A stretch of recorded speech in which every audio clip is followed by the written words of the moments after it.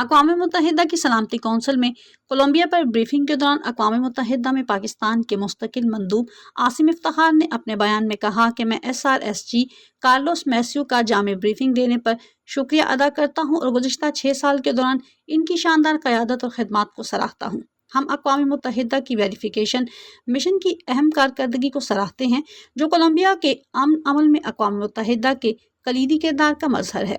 2016 का अमन मुआहिदा कोलंबिया के लिए तनाज़े को मौक़े में बदलने का खाका फराहम करता है। ये मुआहिदा दहाइयों पर मुहित तनाज़े के बुनियादी असबाब का अहाता करते हुए दही इस्लाहात, इंसाफ, शमूलियत और मफाहमत को फ़रोग़ दे रहा है और एक ऐसे मुस्तक़बिल की बुनियाद रख रहा है जहाँ अमन ना सिर्फ मुमकिन बल्कि नफ़ा बख्श भी हो। मैं इस बात का भी जिक्र करना चाहता हूँ कि SRSG ने सब्र इस्तकामत को भी इस तनाज़ुर में अहम खसूसियात के तौर पर उजागर किया।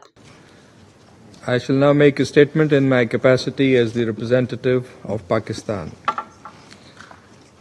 I would also like to join colleagues in thanking SRSG Carlos Maceo for his comprehensive briefing and for his terrific leadership and contribution over 6 years.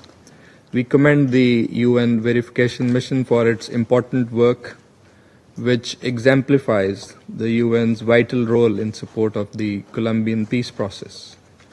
We welcome Vice Minister Mauricio Jaramillo Jacer and congratulate Colombia on its election to the Security Council.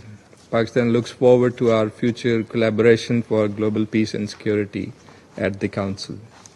I also wish to acknowledge the eminent presence of Mr. Alejandro Rameli, the President of Special Jurisdiction for Peace in the chambers today. The 2016 peace agreement remains Colombia's blueprint for transforming conflict into opportunity.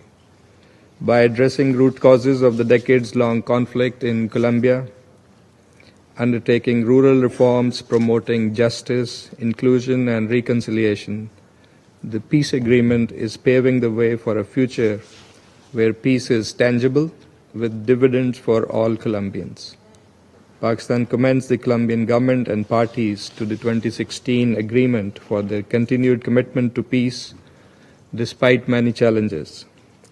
Their sustained dialogue, willingness to remain engaged, perseverance, and resilience are indispensable for the success of the peace process and lasting stability in Colombia. And I note that SRSG Maceo also mentioned 2 additional qualities of the Colombian people: patience and persistence, that are equally important. Progress in rural reform, including the work on legislation to operationalization of agrarian jurisdiction, is encouraging. Strengthening land rights and resolving disputes will be pivotal to preventing recurrence of conflicts while consolidating gains made in this area. It is also heartening to note that 95% of ex-combatants have completed their individual reintegration plans, yet security risks too and stigmatization of ex-combatants persist. Sustainable reintegration demands housing, livelihoods, and protection measures remain key to breaking the cycles of violence. Security challenges in certain regions require particular attention, as these threaten the gains made thus far in the implementation of the 2016 plan. The targeting of ex-combatants, social leaders, and human rights defenders, including from the Afro-Colombians and indigenous population, continues to be of concern. We support Colombian government's efforts to further strengthen security measures and expand state control to regions that have hitherto lacked institutional presence. We also deplore the attack on Senator Miguel Uribe. In this context, we take note of the high-level meeting chaired by President Petro of the comprehensive security system for the exercise of politics and support the calls for a peaceful electoral process in Colombia. We take particular note of the groundbreaking work of the Special Jurisdiction for Peace and the strides towards restorative justice as an integral part of peace and reconciliation. timely implementation of sentences and conditions to ensure their successful implementation will affirm Colombia's commitment to victims and bring forth reconciliation. Dialogue remains the only viable path to peace.